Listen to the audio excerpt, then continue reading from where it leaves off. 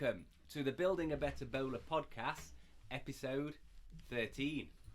Unlucky for some, we're very lucky for our next guest, Token Black, Etham Yates. Oh yeah.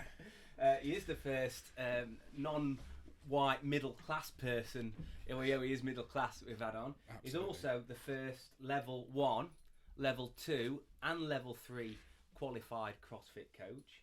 Level 4 strength and conditioning, level 4 PT. He's also level 3 coaching and mentor. Can't quite get to level 5 on anything yet though.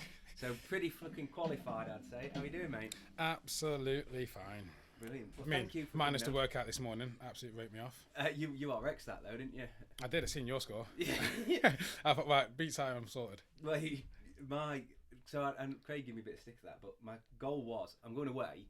I'm going to do a lot of fitness, but I really wanted to push the strength side, and I probably should have gone 5 kilos lighter because there was 2 rounds I didn't complete to the RX standard. I seen. Yeah, so the middle one, I failed the shoulder press. I could have done more burpees, like at a lighter weight, dead easy. That's not a problem, and it would have been gassy, but I wanted to push the strength. Whereas obviously you didn't struggle with the strength or the what did you get? I built the reps each round, so I think I started on 15 and I finished on 21. Yes, mate. Yes, mate. But I learnt my lesson on a competition I done not long ago, and the first round I went out hot. It was toaster bars and calories on the salt bike. And the first round I think I got 30 calories in the interval, and I think the last round I got like 9 calories. But the bloke that won that workout, he got 23 each round. So we're dead conscious. Yeah, and I just thought, you know what, I'm just going to take it easy. I don't need to be a hero on this workout. But then I didn't. It's hard because you always look at the whiteboard, Yeah. and then it's just like, what have they got? And it's like deep down, it's like I don't really care what you've got because obviously everyone's different in their own way. But then I'm thinking, you didn't get any. I'm thinking that must get hard. But then when you do it, you think, I'm good, and then you think, yeah, well, you don't know. He trained at a different time of the day.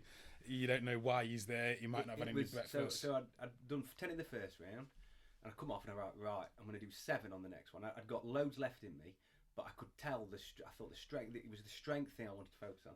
The next round really bit on the strength, and I thought, right, it's not about the burpees for me. And then obviously I failed the shoulder press. So after that, on the other rounds, I managed to get the shoulder press in, but the last round I jerked it, so it was RX-ish. Yes. And I Is that why it's RX? Yeah. So basically it was 7 rounds of a complex with a couple of burpees thrown in. So it was nothing. I came today just looking at the strength. I was and ahhing whether to come. So I know as a coach that's dead frustrating at times, but I've got like my own sort of thing. I want to build up my strength for the Europeans in November. So that's what I was. That's a good segue onto one of the points I find very interesting on all of the CrossFit gatherings we talk about. In regards to, obviously, we follow, I don't know if you know, we follow the CAP, CrossFit Affiliated Programming, where they only have one element to the workout. And everyone's like, I want more. No, you don't want more. What you need to do is you need to move better. And that in itself is going to increase intensity. However, a lot of people want strength and then a metcon. I want strength and I want a metcon. And it's like, yeah, that's great if you've got the capacity to do it. Not many people do. So let's say, for instance, you had today's workout as a strength piece because you didn't do that many burpees. Then how would you have felt then going into a conditioning piece on the back of it? Yeah. So you had, say, 7 rounds of 4-4-4, whatever the movements were. Quick 5-minute turnaround, set up for your conditioning piece, and we're going to go into, I don't know, burpees and box jumps with kettlebell swings, something relatively steady. And then it's a case of, but that's why CAP especially don't really do many strengths and conditioning pieces.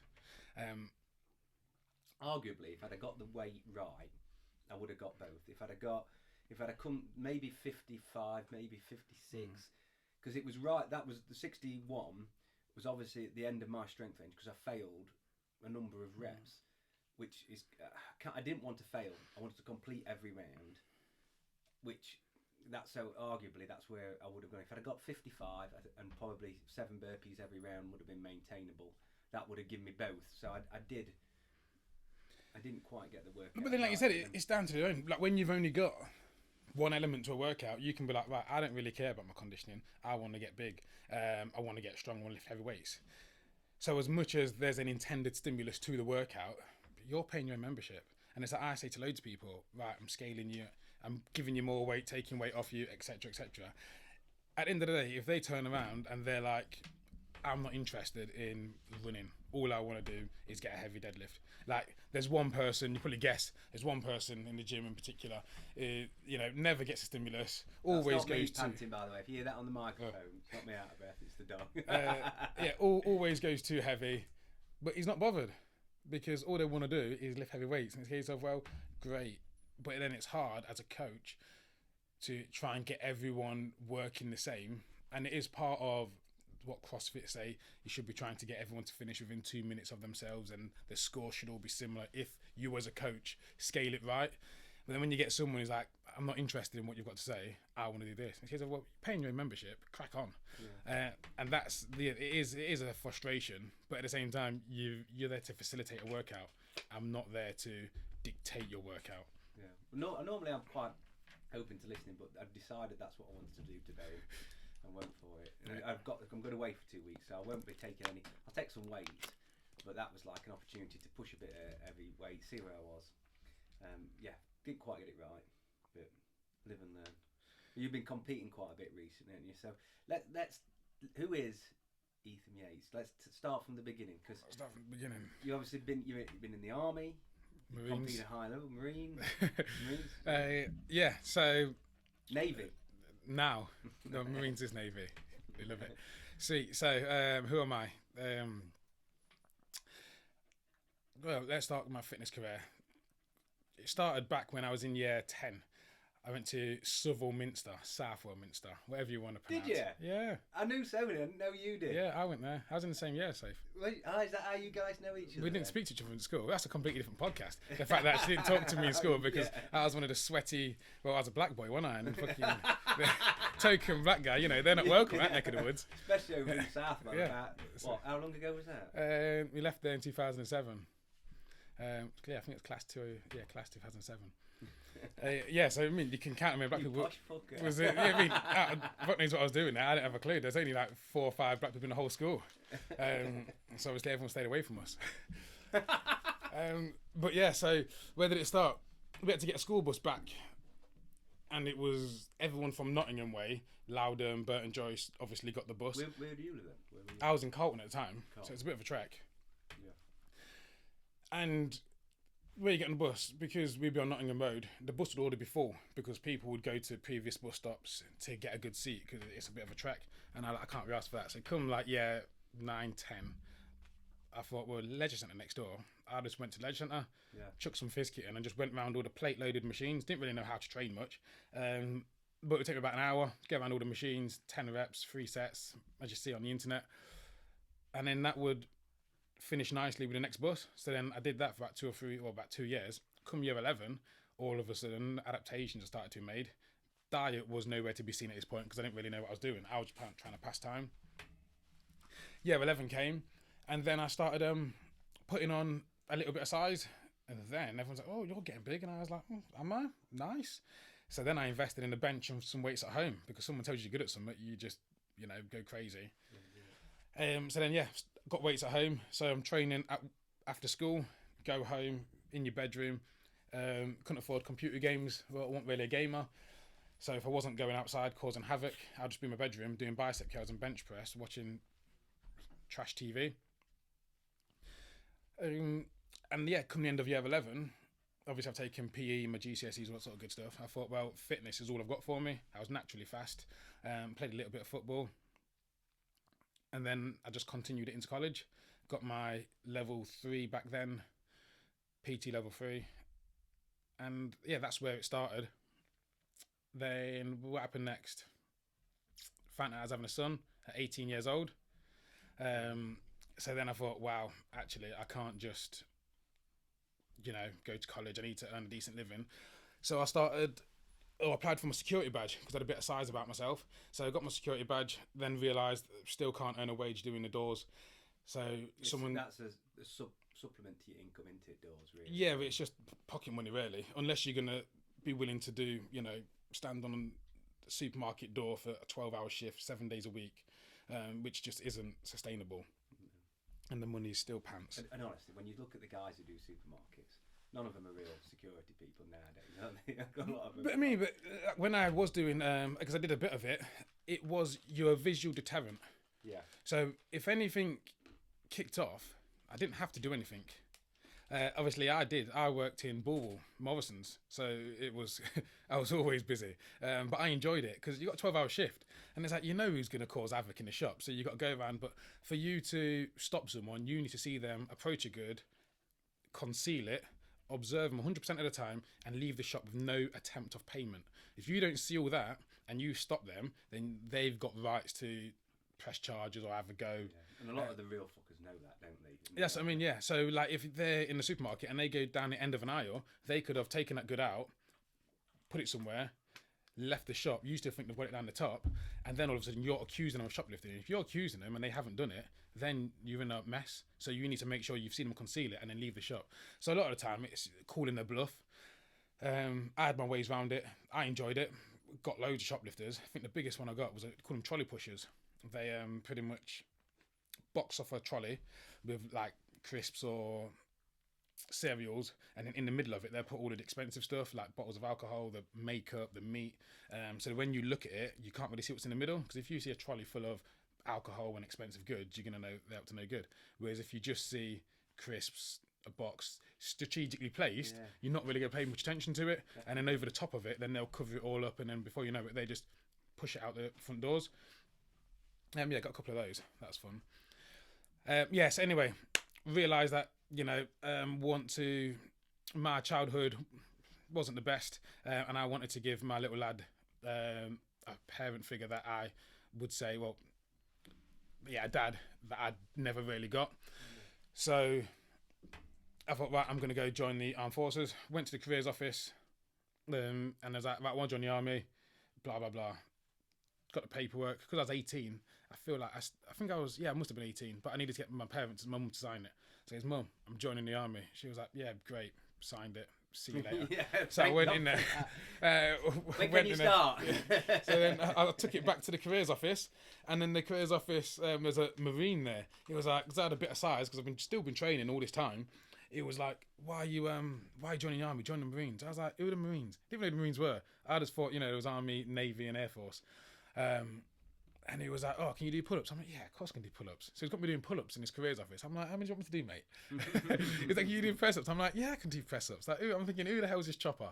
And he goes, yeah, you should join the Marines. So I think, great.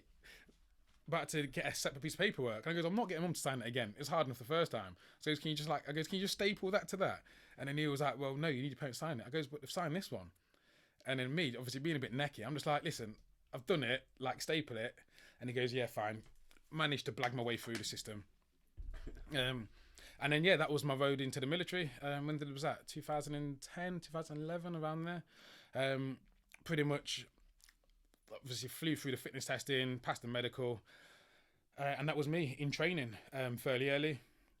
So is just, I'm obviously not, I'm a civvy, so I thought, so is Marines the naval part of the army or the army part of the navy, or neither? You just blew my head. So I'll just tell you. So you've got the army, and then part of the army, top of the army, you've got the paras. Yeah, that's what I'm thinking. It's like equivalent to that, but it's more of a naval base. Yeah, and in the navies, we have the Marines. And then beyond that, the army tend to have, say, SAS, the Special Air Force. So what's up, bud? It is. So it's the sort of, it's like the fighting force of the navy. Yeah. Yeah. So like, it is naval based, not not so army based. no, normally because we're amphibious, so we come from sea. We would obviously be taken out to sea 20 miles. I'm smiling because you said you're amphibious, which we've had a bit of a joke about that recently. So then we would then obviously attack by beach, but we can also come in by land and all this sort of good stuff. Whereas the army can't. So the army have a job. It's like, I see it as comparing a gas engineer to a fucking plumber. Excuse my French. Personally, I've got nothing. It's a completely different job. It's like comparing a strength and conditioning coach to a CrossFit coach. Yeah.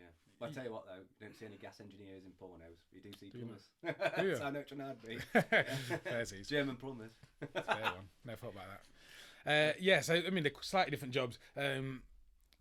Shit banter goes on between them, but personally, I don't care. Like I said, some people grow up, I want to be a Marine, die-hard Marines, and I accidentally fell into it. If it wasn't for the bloke in the Armed Force Careers Office, I'd have probably been in the army. Yeah, so I did that for about 6-7 years, and then I thought there was nothing going off in the world. Like war, Afghan stops, everything stops, and it's all gone to like cyber. And I thought, well, the Marines, I was just on camp, not really doing a lot for myself, and I wanted to do more. So it was either I go Special Forces, or I push my fitness career, and it's been my only regret in life is not attempting selection. Just to know. Yeah, just to know what I mean, but it's a case of it's a completely different life. Like they say, it's for a single man because you're away a lot. The operations are highly dangerous, and I knew it was going to be hard, and it was a big risk. Or I could potentially pursue a fitness career, and then I can still potentially live the life, be the family man that I wanted to. So I did play it safe, and again to this day. I've applied for like SAS, Who Dare Wins and all those sort of stuff, but they say you've got too much military experience and it's just not fair. And it's completely different to real selection. So and chinned off the soldiering side, pursued the fitness side. So then I transferred to the Navy to be a Navy PTI, purely because the qualifications you get are better. And if I was a Marine PTI, you're still a soldier first, and your second job is a physical instructor. So you only really do your physical training job for maybe a year or two, and then you go back to doing what I was doing before. And I thought, well, no, I want to find a way out of the military using this fitness. So then I thought, well, if I go Navy, I get more qualifications, and then I've got a more chance of leaving with better qualifications. And then, that's what led me on to my level 1. I got my level 1 paid for through the military. CrossFit level. Yeah, CrossFit level 1 paid for through the military. I then... When did you start in CrossFit then? About the same sort of time, or? Well, I started CrossFit years ago. CrossFit Nottingham. I was one of the OGs from CrossFit Nottingham. Back when Andy Ward had it. He's another Marine. Purely because I was going into Marine training. I found out they had ropes there, so needed to learn how to climb a rope the bootneck way. And he could help me out as more than anyone that was available. So back in back way when 2010, 15 years more into it. Yeah, so back then, so then I started CrossFit then. But then when I went into past training, so I got fit for the military through CrossFit. But then when I passed out and I continued to do CrossFit, that's when like bodybuilding was at its highest. And then I was always a decent size, and everyone was like, "Why are you doing CrossFit? It's for fairies." And obviously, I'm a Marine now. Like, let's lift heavy weights. So then I kind of parked CrossFit and just got back on the heavies. And it wasn't until I met Stu Palmer from CrossFit with him. Again, he took the same route I did. He was a Marine, transferred over to the Navy. We ended up being at the same camp as each other. He's done CrossFit his whole life. And then I wanted someone to train with. So he started then getting me back on the rings, and I thought, it's not too bad. Done my level 1. Done my level 1 then.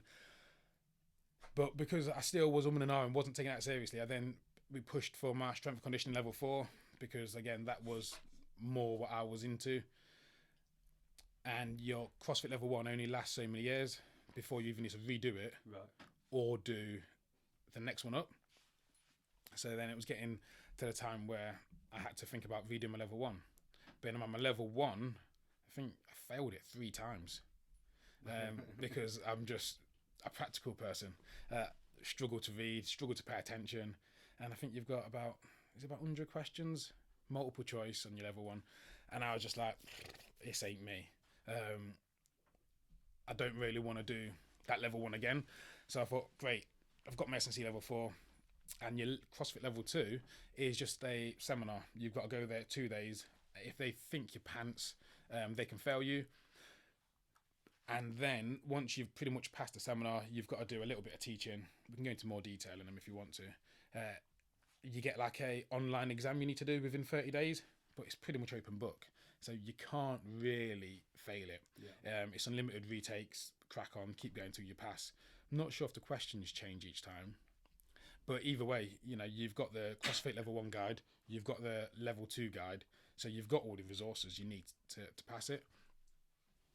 So yeah, that was my level 2.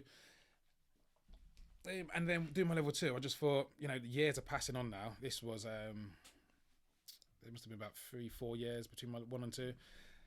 And I just got hungry for it. And then I was like, well, what's next? I want more. And I really enjoy coaching.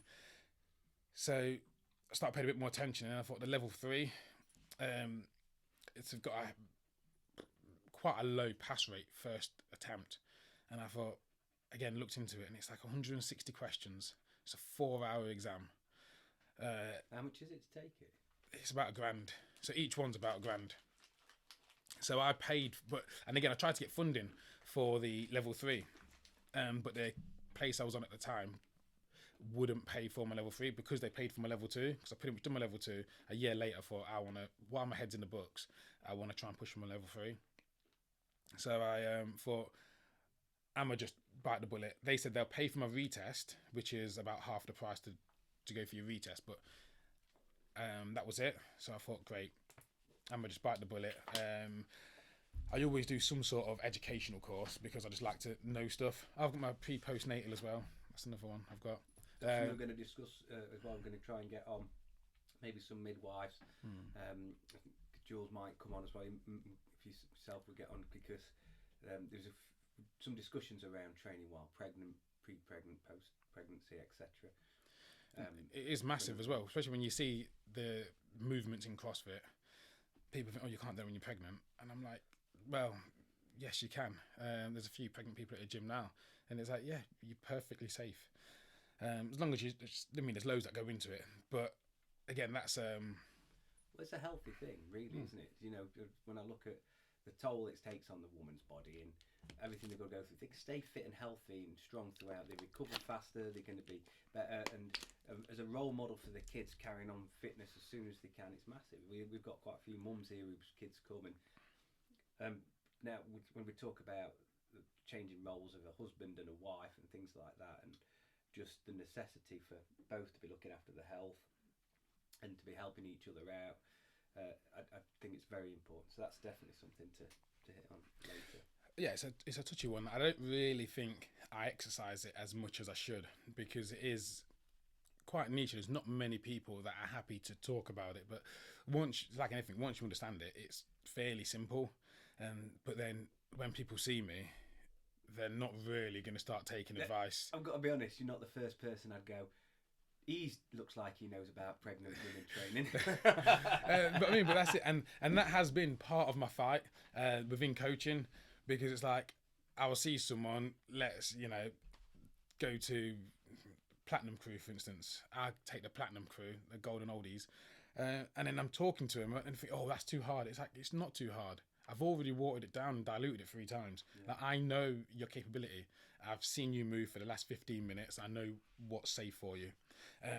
But automatically, people take what I say, right, I'm going to half it because that's for you. And it's like, no, I'm already thinking of it for you. And it's personally, I like to think I'm a better coach than I am athlete. I enjoy coaching a lot more than I enjoy competing, purely because it's, I would say, a lot easier. Yeah. But then moving on, I've then paid for my level 3 purely because Jules said she's doing it, and I thought, great, I want to. I thought if Jules can do it, I'm going to push for it as well. And then I just put a date in a diary. I looked online. You've got to pass so many criteria points to actually apply for it. And looked on it, and I thought, well, there's dates from next month to the end of the year, and most people are like oh, give yourself a year to revise. And I thought, what's the point? I'm not going to start revising for 6-7 months. So I think I gave myself 2 months, maybe 3 months, can't remember what it was exactly. And I thought, great, if I can have like a good 5 weeks of good revision, and I'll see what happens. But again, it's a 160 question 4-hour exam.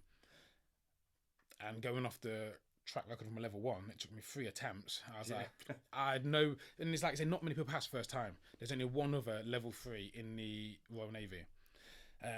He passed it first time, and I look up to him a lot. He's quite high up in the PT branch, and I thought, you know what, he's if he can do it first time, he was talking through it. He was like, yeah, don't expect to pass it, because he knows other PTs that have failed it, and he was like, just go there, experience it, find out what you don't know, and use that to help you revise. Do you have to pay a grand to retake it as well then? No, your retest is about half the price.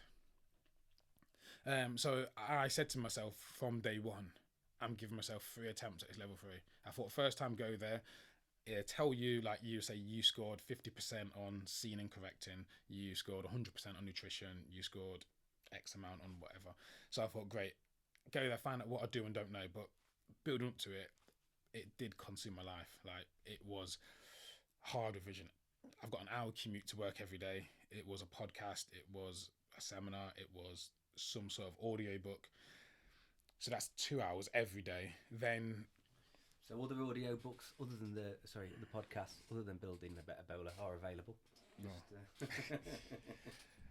Yeah. So then I am taking it seriously. I've printed off like all the study material online. It gives you all the study material anyway. So I've printed it all off, put it all into booklets, and I'm just being a geek, and I've never revised, like pushed that hard for anything. Come test day, obviously I'm still revising the morning of the test. I've gone there, and they said you're the longest exam. So you go to like this room, they do all different sorts of exams, and so because you're going to be at 4 hours, people are going to be in and out, there's got some earplugs, and I struggle to pay attention for more than like 15 minutes. So I thought, I'm there waiting for the computer to load, and I'm looking around, she gave me some earplugs, and I'm already like fiddling, and I thought, I'll put these in, bang, put them in, and then it loaded up, and that's me, I'm away, reading, trying to do his thing. They gave you paperwork for your notes. And then I get to a sticking point about hour and a half in, and I thought, at this point, I'm not feeling crazy confident, but I feel like I'm doing okay. And because I said to myself, you know, you're not here to pass it, you're here to find out what you need to revise. I've took my earplugs out, and the noise was ridiculous.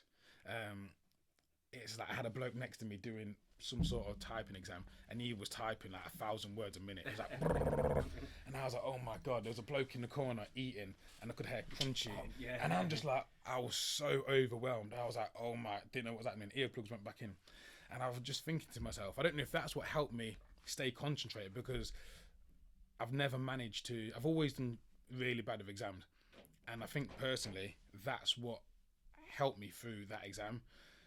The earplugs. Yeah, just being able to cancel out all of the backing noise.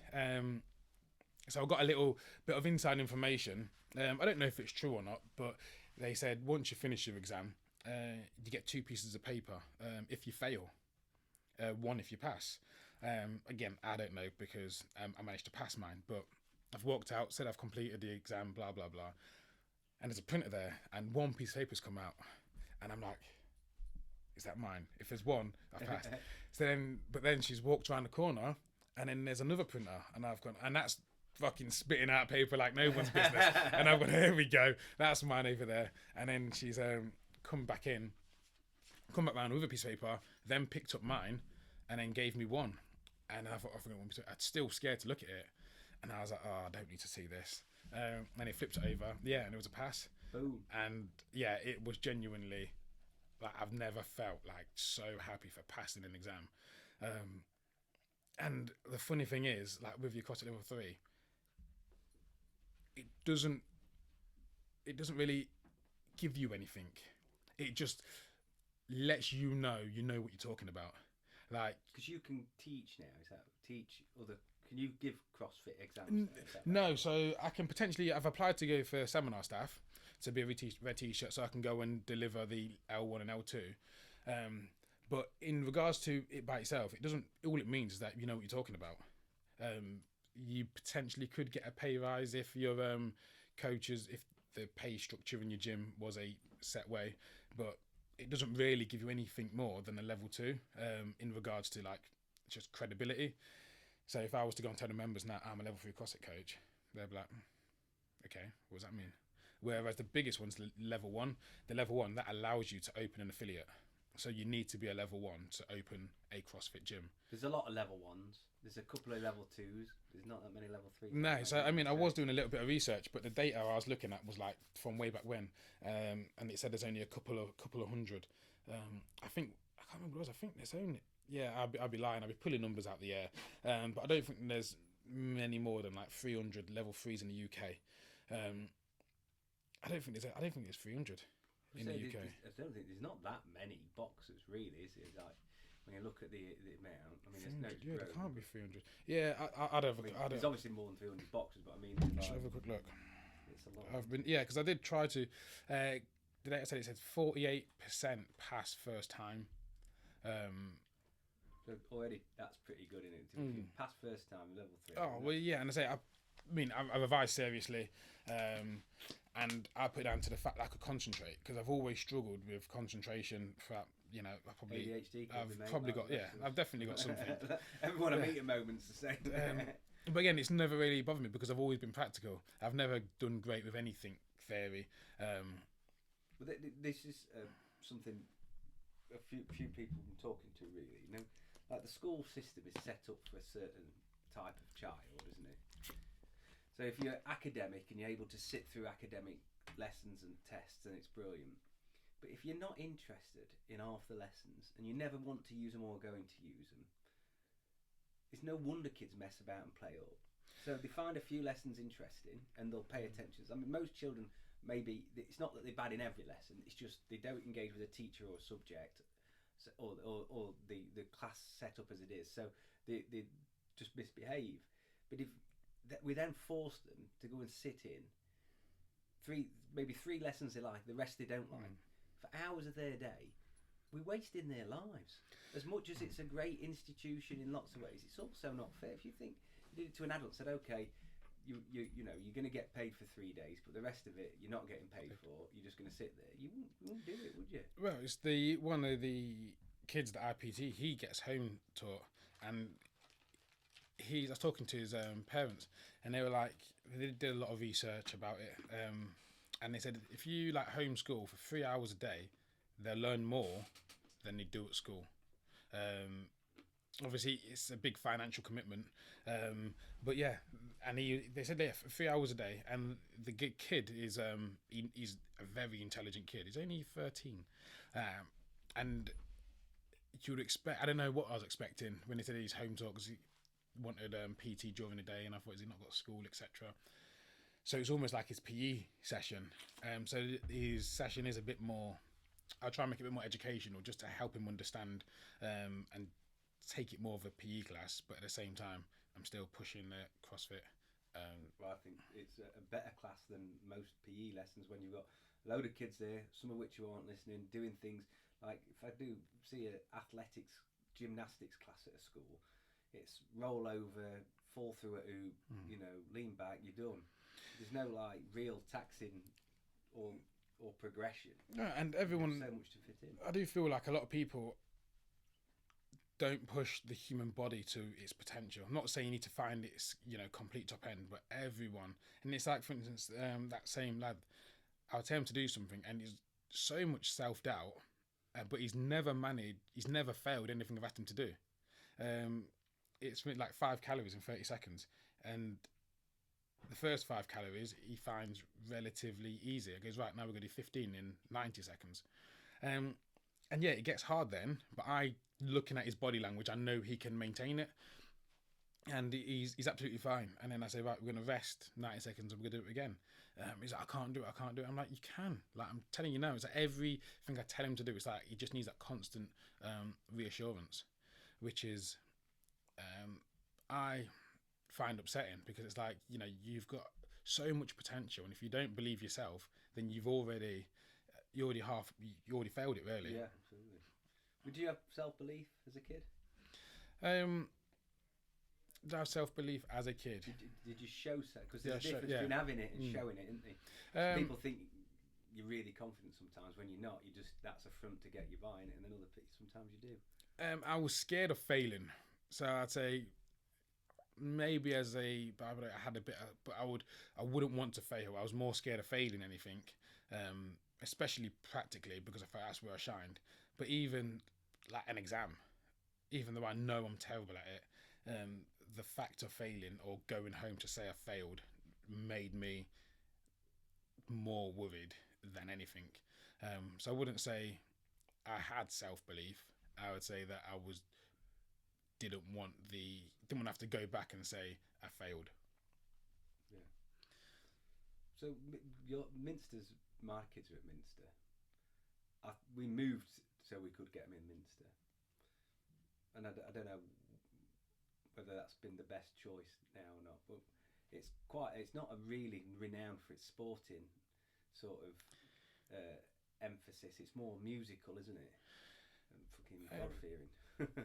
To be honest, I don't really know why it's a great school. I don't know what they go off stats. I mean, it's a well-to-do area, so like you said, homeschooling is a lot more powerful than going to a school. So if you're around successful parents, that alone is going to rub off on you, not necessarily what you're doing at school. School only has around a 5% differential on your outcome.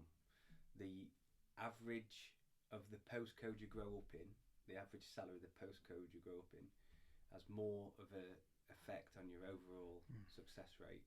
And part of the reason behind that is not even your parents, because you at a certain age you listen to your parents and then you stop, but it's your friends and the parents of your friends, and that's been shown significantly to change the outcomes of children. So if you've got friends who are fucking druggies, ultimately you're going to be in the wrong circles, aren't you?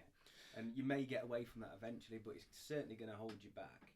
And then if your parents the friends of your parents are well-to-do and they're driving their kids to do better and trying to keep, they're going to have a good steering direction. Eventually they'll be hopefully get, come right or be good. And also when you go for jobs, these guys aren't the guy working at a counter in Morrison's, the manager of Morrison's, or they're the director of this. And unfortunately it makes a big difference. But Minster as a school, I'm not going to discredit it, but I'm not saying it's the be all and end all. But we move for that. My kids are dead sporty, and we're having different thoughts now about whether we need to steer, because that's the other thing. A lot of frustrates me is, like they do these sports days. They've done a sports day where everyone gets a medal, but you pass your exam, not everyone gets. No. For maths, not everyone gets a medal. Yeah. It's not averaged out across the year, and physical determination, grit, and even leadership carries you a long way in real life, and it needs more credit. Yeah, 100%. And all this, it's a very touchy subject with like equal rights and everyone should be the same. And it's like, well, no, not everyone is the same, and especially when it comes to fitness, like in the military. Like we've got gender fair test, age fair test, and all this sort of stuff. But it's like, well, everyone's getting paid the same. So does that mean everyone should do the same work? Well, no, because biologically, people have different capabilities. But then it's a case of, if you're congratulating, not failure, but if someone that doesn't do as well as you gets the same award, that why are you now going to train? Yeah, and that is frustrating. And then it's almost like, it's effort rate's contagious. So if someone is deciding to just chill out and they get rewarded for it, it's a case of then it seeps into everybody else. Yeah, and it's a case of, if you see someone who's digging out blind, working the backside off, and you only are just behind them, but you don't get an award, you're gonna be like, you know what, I can definitely work a little bit harder and get that award next time. Yeah.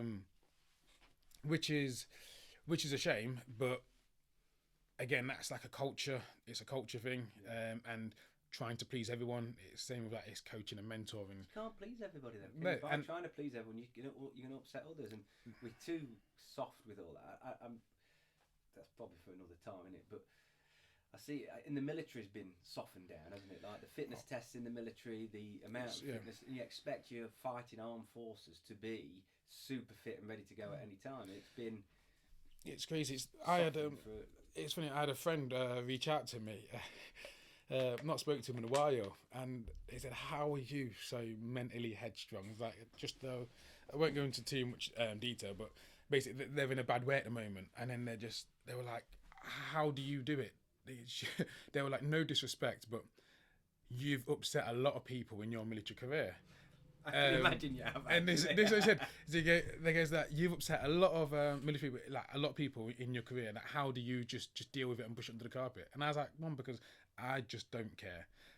It's like, I will tell you what I think is right, and I'll justify my answer. I may be wrong, but all I know is what I know. So it's a case of, I'm telling you what I think is correct, and that's it.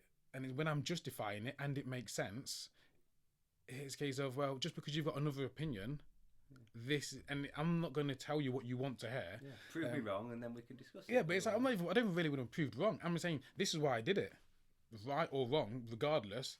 This is why I've done it, and because I've been like that for my whole military career, yeah, I've upset a lot of people, especially when it comes to like programming and how the phase ones get taken through training, and it's a lot of command and response. It's all like, do this, do that. It's like, why? Let's coach them. Let's talk to them. Educate them. And it's hard when you're not a good coach. Anyone can instruct. Like, you can go downstairs now, read the whiteboard, start screaming and shouting, get the weight over your head, faster burpees, faster. Is that going to get the best response from someone? Whereas you can see them do the first round, you can be like, okay, right, you've done 12 in the first round. Let's try and do 2 more rounds of 12 and then pick the pace up a little bit. Or you can say, right, last 10 seconds of that interval, I want you to stop. That's going to buy you 10 seconds in the next interval because you haven't done anything, so you've got a little bit longer rest. And now you're starting to coach a little bit. We can then obviously dissect it even more and start going into like movement patterns and efficiency of movement, but it's completely different to just barking at them. And that's what used to happen. And don't get me wrong, you're still going to get a result. You're going to... They want to program them to some degree, don't they? I mean, program people in the military to respond to a command. That's Yeah, but then it depends on what it is. Like for me, as a PTI, physical training instructor in the military, I'm there to facilitate a workout, improve resilience, make adaptation. I'm not there to get them headstrong directly. Like there's other people, they go out in the field, they get put in arduous places, they've got to go, live in the field for X amount of time. That's when they're gonna potentially get headstrong. But me making them more resilient is they're going to help that. But I don't want them to feel like, oh, I'm gonna get tested mentally like in the gym now, because it's not about that. It's about getting adaptation. And it's a case of, if you need to miss a round to then achieve the next round, I'd rather you do that so you're actually achieving the aim, rather than me just beating you until you're crawling. It's like, well, no, that's not the aim. But again, it's slowly going more towards the coaching way, but there's still dinosaurs at the top of the tree that think that, no, when I went through training it was hard. No one cares when you went through training. It was hard for me, so it should be hard for you. That's what they're thinking. Yeah, and that's where I've had a lot of loggerhead. And then again, I said to this individual, I was like, you just need to do what you think's right. If you think it's right, then believe in yourself and keep pushing that. And it's a case of, do you really need these people you work with to like you? Because I mean, I've met some amazing people in my career. I've seen them for 2 years, maybe 3, and then they're gone. Never see them again. You think, oh yeah, military, best friends for life. We've done this with each other, and remember that time when that happened? And it's like, well, yeah, it was great at that moment in time, but 6 years down the line, they're no longer an important person. And it's similar to how you can compartmentalise it like that and let go. Because I've got a few military mates who they still almost live to some degree like they're in the military, and then I've got a few mates who they were just mates and they'll be mates forever, and they were quite close, but because they were close, they kind of excluded quite a few others. Do you know what I mean? So it was their little unit, and they served together for years, but they live close together. But that's and all it. That kind of thing. It's like, I've met some great people, and if we live closer, chances are we'll probably still be in contact. But realistically, when you're the other side of the UK, I'm probably not going to see very often, and we're slowly going to almost grow apart. So, I'm not going to bend over backwards to build a relationship that, is potentially going to die off. It's like, one of my good Stu who got me back into training. He lives in Lincoln. If he didn't live in Lincoln, we probably wouldn't have stayed in contact. It's only because he's a stone's throw away. The freezer flipping unit and all, isn't he? Oh yeah, he's but again, he's a good mate of mine, and it's just contagious. It's like, he works hard, pushes me to work hard. Whereas if he wraps his bangers in, it would encourage me to do the same thing. Yeah. So yeah, that individual that reached out, like, how you so headstrong? It's like I just don't really care what people say, what people think of me, and it's like, well, back yourself. And do you practice any mental rigidity, strength, or anything like that? Are you conscious of that, or does it just come naturally? I do a lot of reflecting. More in the last couple of years than ever, really. But I do have a think about certain situations and be like, did that get handled the best way? But I'm a big believer of, from being in the military, when something's happening, the worst decision is not doing anything. So do something, right or wrong. Hopefully your natural instincts will hopefully come through, and you'll do something that's beneficial. But if you don't do anything, that's when you're in trouble. So do something, and as long as you can justify your actions, great, you've got a leg to stand on. But if you don't do anything, then you're just a sitting duck. Have it in the headlights. Yeah, and that's what I've always done. I'm like, justify your actions, and you've almost you've got a reason for it, whether it be right or wrong. But again, some people will take a little bit longer, but I'm quite instant, and I'm chilled. But then I go from like flash to bang. It takes a lot to wind me up. So normally my first response is just stay chilled, take it in your stride, sort of business. But then all of a sudden it's going to get to a point where, right, that's it, I'm now losing my head, and but it takes a lot, and that's when those situations happen. That's when I really stop and be like, right, how did I let myself get to that stage? Like, what was it? What was that trigger? What got said? And then learn for next time, and you're slowly pushing that switching point further away. But again, it's always nice to flick the switch every now and then and lose your head. But you need to. Otherwise, it's like, and I did say that. And it's not long ago I was drinking a lot, but I'm not a drinker. And it's like, if I had an excuse to go out and drink, I'm like, yeah, I'll go, just purely because I knew it's nothing really matters when you drink. It's like, losing your cool a bit. Yeah. So has nutrition always been a big focus of yours? Were you good at nutrition when you were Southwell bushwanker, or? No, not really. Again, once I started security, I was knocking around with Dorman. I started bodybuilding, and he was getting into it a bit then. And you got to the point where when you're bodybuilding, I went on stage a couple of times. So when you're doing your prep, you need to know what your carbs are, fats and protein. And it got to the stage where I could look at like a bowl of rice, and I can be like, right, that's 170 grams or 100 grams, and that's going to be X amount of carbs. And it gets to the point now where I don't really see food. I just see carbs, fats and protein. I'm like, what am I eating? I need carbs before I go out and train. I've just trained. I need a protein source.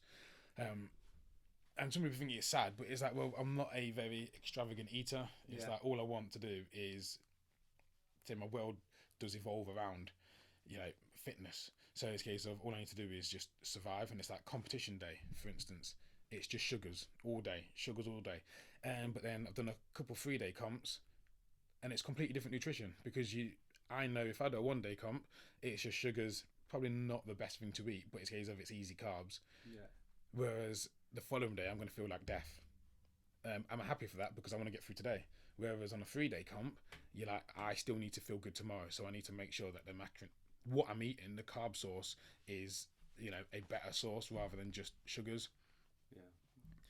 So I think from my bodybuilding days, that has helped me loads, like understand different macro splits and good carbs, bad carbs, and low GI, high GI, and all the boring stuff. It's boring, but it's important. I think that my take on school side of things now is the education around food is not right or enough, and the amount if you see a child's diet and the amount of processed most kids eat now, sugars, is not, it's detrimental to the health, the mental well-being, physical well-being, emotional well-being, and longevity and performance. And yet at school, the school dinners are still not always the best choices. There's loads of cans of pop available everywhere and sweets. Then they go and they do to food tech, and they're being taught how to cook cakes, not how to cook a balanced macro meal. And you can eat well. I mean, you're obviously quite good at eating for fuel, but you can eat really tasty food 80% of the time, and it'd be really well balanced to your macros, and still have room for a treat, can't you? So it is a bit of a frustration. I've tried to teach the kids, and I'm not even the best teacher. I'm not the most knowledgeable, but I impart a little bit of knowledge. They're definitely getting better. My oldest lad is very focused at the moment. He's absolutely shredded. But then he smashed an old pack of chocolate biscuits the other day, and that's not going to improve his performance. But then on having a whole pack of biscuits, that's fine for someone that doesn't do it often. Yeah. And it's like, for instance, there's one bloke that I know, he's quite big in the CrossFit scene, not going to name names, but he's a big fella. I'm sure if you're watching the CrossFit videos, you'll probably work out who it is. He's huge. And at a competition I was at a while ago, I had like a box of 4 donuts, and I was pretty much, you could see I was eating them all. Like, they're all going down range. And he was like, fucking hell, I couldn't even eat all those 4. And I'm like, yeah, no, but I said to him, how many would you eat? Oh, probably 2. I was like, yeah, but the difference between me and you would have 2 every other day. Yeah. I'm having this box, and I'm probably not going to have a donut now for ages, because I'm not going to, I don't want them. Whereas, so you can overindulge as long as it's not often, and that's where people get mistaken. Like, see, oh, you eat loads. I'm like, yeah, I eat loads from time to time. Yeah, but also it's from time to time. It's like, did you see me eat yesterday? Did you see the size of my meal yesterday? I'm probably eating big now because I haven't ate as much as I should have previously. And that's where a lot of people go wrong. It's like, some people do their macros daily. I like to do it weekly, purely because if I know I've had a busy day, Monday I haven't ate a lot, Tuesday I haven't ate a lot, it's a case of great. That doesn't mean I've got calories in the bank as such. It just means that I don't want to lose that much weight. Do you lose weight easy if you don't eat right, or if you don't eat enough? Or you're fairly consistent? I'm fairly consistent. Like, I would say... Bastard. I would say about, let's say I fluctuate between like 95 and 100 kilos. Like 5 kilos is a lot, but then you think about, sometimes I might train twice a day. I might even squeeze a third session in some days. That was going to be one of my questions, actually. Is how often are you training now? Because 2 questions. So I'll give them both to you, and you can. So, where do you see your CrossFit journey going? How often do you train now, and where do you see it going? Because obviously, out of the guys we train with, you're at the top. There's no question. RX Elite. But then I look at the landscape of CrossFit nowadays, and the young guys coming in, and some of the young lads and ladies coming in are crazy. It's fucking unbelievable, isn't it? I mean, you can't do enough yourself to get to where they're going to be. It's just a completely different trajectory, isn't it? Yeah. So, like I said, I was at the competition at the weekend with the Defiant lot, and I was like, I just want to coach. I was like, I don't want to do this anymore. And it's like the Defiant, like you got Georgina, who's out. She's at the games, and it's like she's from Rotherham, isn't she? I've met her before when our Ollie did a competition. Really friendly and lovely. How old's she then? I wouldn't want to guess. Yeah, that's a dangerous question. Isn't it? I'm going to throw out there mid-20s. That's a safe answer. Right, mid-20s. And Georgina Davenport. Yeah, absolutely. Yeah, she's out in the games at the moment. And when I'm just looking at the caliber of those athletes, I'm just like, I can't kick it with you guys. I can maybe do a workout with you, and I'm good for a workout. But again, you've got to really want to put yourself in the hole, and you've got to train for it, and you've got to train weaknesses. And I'm not that bothered. Like, my mobility's been an issue purely because of my bodybuilding days, and I've known that since CrossFit, way back when. And it's like, I've ever sorted out, like, no, because I've never had any aspirations to really pursue it. Would it be nice to, get to the top of the UK scene? Yeah, absolutely. But realistically, I'm going to have to sacrifice probably a year of training to then work on weaknesses. And it is potential because I've got a good baseline just from being in... Yeah, you're strong and fit, aren't you? You've got the two of the main components. But again, it's that mobility issue. If you can't get into a position, then, straight away your movement efficiency is gone, and, you're going to be overtaken because no matter how strong you are, on some of these workouts, the reps you're doing, if you haven't got good efficiency, you're just going to blow up. Yeah. Well, I mean, I know, like you're saying about wanting to coach, I dip in and out of comps, and I enjoy them, but then I do them sometimes, I just think that's a fucking whole day of pain. And I feel, and then after you have a bit of a crash a couple of days after, if you've not done so well, or, and you're up and down, it takes its toll, but then it is amazing at the same time. I have to do 3 days, or at the top level, if you go into the games and shit like that, I mean, it's a whole life, isn't it? It's everything. The stuff you've got to give up. It is, but then also the programming for it's like they do that once a year, and it's like, how many times are we competing, and are we programming ourselves to peak at that stage? So it's like the body's ready for it. It's like it's like they're ready. Like they can't wait. Probably can wait, but it's almost like they've trained so hard for this. Whereas our training, they won't just enter any old comp for the sake of it. It's like, I mean, the potential, but they're not going to perform how they want to. And it's like they'll go through a proper training program, so a strength part, a engine part, steady state ish, whatever it is, and they'll slowly build to peak. Whereas we don't really do that as much, so that's really why it hurts us a little bit more, because the body's not prepared for it as much. I've trained to peak on a Thursday. Yeah. And then it's fucked again by. But again, that's the biggest issue. And it's like when you tell some people, like, oh, right, I want to get strong. If you want to get strong, then you need to lay off the conditioning. And you need to focus. Like you say, you want to get strong. So you say, well, great, let's put the focus on that. But you can't just put the focus on that because you look at that workout and then you think, oh, I've got assault bike there, and I'm going to send the assault bike because I know I can win that one.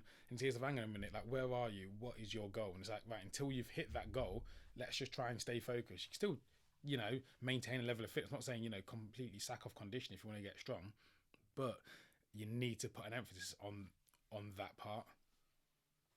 And again, not many people do, especially when you go into a CrossFit gym, purely because you're getting told what to do. So everyone's got their own individual goals, but have you really got time to focus on your own goals when you've got the coach encouraging you to meet the stimulus for that workout rather than the stimulus you want? And don't get me wrong, if you do it for long enough, CrossFit hopefully should iron out the creases, but you still need to pay a little bit more attention because, again, it's generic programming. It's not bespoke to anyone in particular.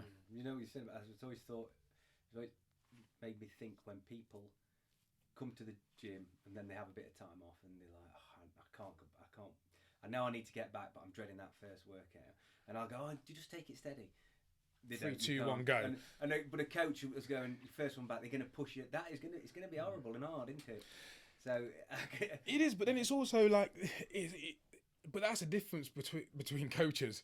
And it's like, I could push you, but I could keep you loading like right down. So your first one back, for instance, it could be shoulder to overhead, 60 kilos. And I could be like, okay, if you want to go fast, 3, 2, 1, go. You can go as fast as you want, but you're only using the bar. So that way, I'm completely reducing the loading. There's no getting away from it. Personally, I'd be like, I like EMONs. EMONs are amazing because it just controls intensity quite a lot. I would like, so every 3 minutes, I want you to achieve that and go through it every 3 minutes. So I already know what you're going to get. And it's structured, it's controlled. Maybe the last round, if you want to pick it up, you can pick it up. Yeah. But again, that's the difference between the coaching. It's like you can get a coach who's just going to it's almost like, you know, getting a stick again, go faster, put more weight on. And there's a time and a place where people do need more weight and they do need to be, you know, encouraged to go faster. But you need to look at the individual, where they've come from, you know, what have they done yesterday? What was the workout the day before that? And then, you know, if you, it does alter massively, and you've got the females like with their cycle, even that changes things. They're getting caught up. Well, last week I could lift this and I can't lift this now. It's a case of, because, you know, you're a very, you know, sophisticated, you know, species, and it's crazy how much it changes week on week. I'm going to use that when I get shouted at next time. Yeah, you know, next week our PB.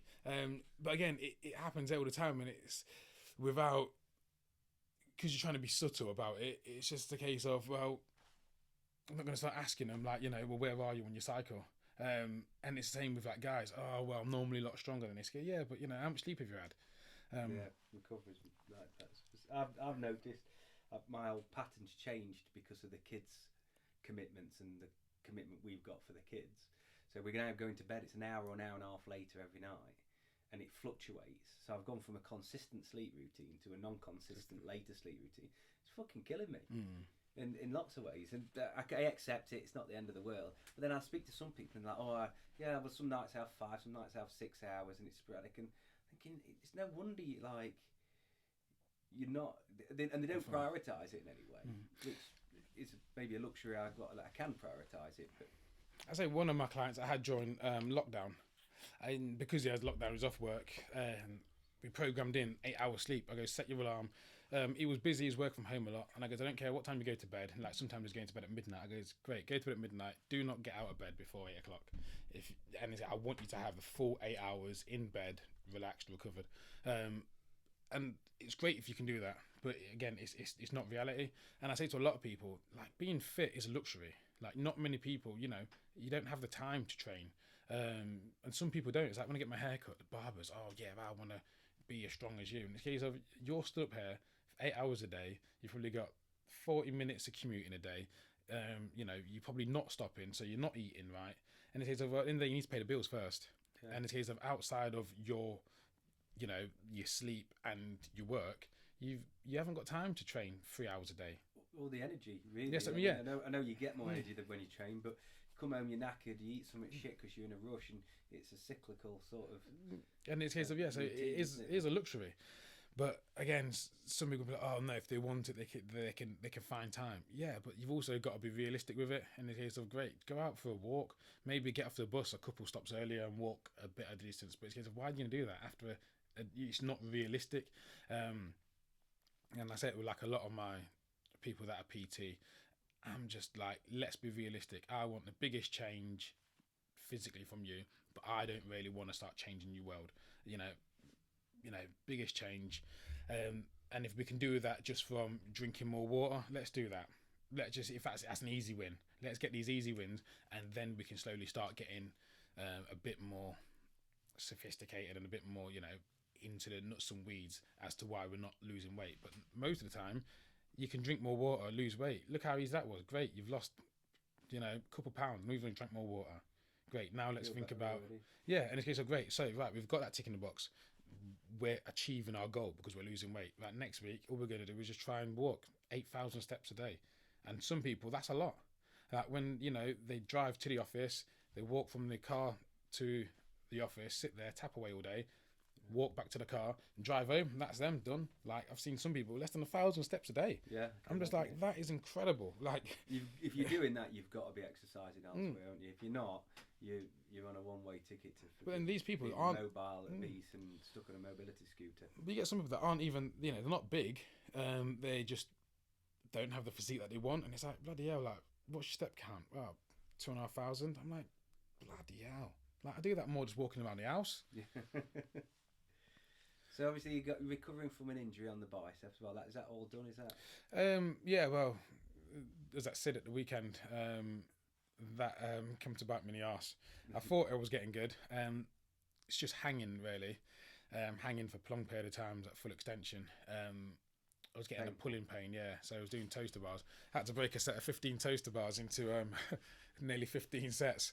Yeah, and it got emotional. Bear in mind it was synchro, so my partner wasn't very happy. Ended up sandbagging that workout. But physically it was just painful to hang. Purely because, again, relatively high intensity running up to it. My forearm was pumped, and I've never really experienced that since the operation. So I was feeling good going into it, but you don't really know your limits until it's too late. Yeah, so I've got a little bit more rehab or just taking it steady to do before it is back 100%. But then they always say, what's 100%? There's always going to be some sort of imbalancement from the operation. But, you know, in regards to a normal level of fitness and being able to come here, smash a wad out, I would say I'm happy. And I'm not trying to reduce the amount of competitions I do, because I've had 3 competitions in the last week. You're doing the naval military job one now, aren't you? No, yeah. So the Navy the Navy Championships. It was the first one this year. Yeah, so that was on this week. I had Sid and then CrossFest. Yeah, so it was a lot, but like the one at work, that's pretty much work. Like, you're voluntold. It's like, I want to go down to judge and help out, and they was like, no, let's have you compete. And I was like, okay, I'll do as I'm told. The Sid one was penciled in ages ago, and CrossFest is pretty much part of the Defiant setup. Yeah. And it's like, again, went down there to judge. Managed to get a team in as well. Was it a good one? Did you enjoy that? CrossFest. Did you enjoy that? Yeah, CrossFest is class. Is that the one with like a rave on and everything? Yeah, they have like a brass band coming on. There's pyrotechnics, there's smoke. It's just a car crash. Like, you've got 3 on a worm, 2 on the rig, dumbbells all over the place. And it's like, it's not the fittest team, it's the team that understand the workout. Like, if you don't know what's happening next, you've already lost. And it's like, if you go, I think we've got 3 teams going from here.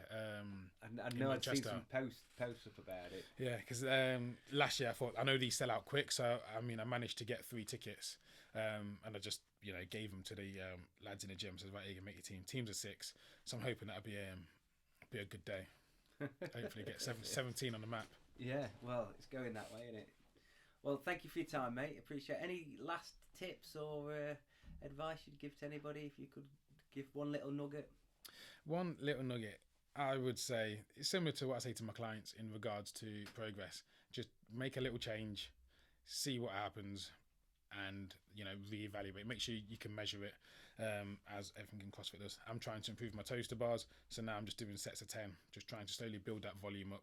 Hasn't got to be anything crazy, but, you know, make a little bit of change and see what happened, rather than trying to change the world and say, right, I'm now going to do this toaster bar program every day for the next 2 weeks, and lo and behold, after the 3rd day, you've done too much and you're already regretting your choices.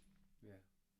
Well, thank you, mate. So I'm glad thank you for coming on. I've been trying to catch you for ages. I wanted to know all about the level 3. I've learned a lot more about you. Yeah, I was thinking drag you back on as well, mate. That's been fantastic. So we're going to call this one From Bus Wanker to CrossFit Wanker. Happy. So that's the Building a Better Builder podcast. Thank you very much. Oh, thank you.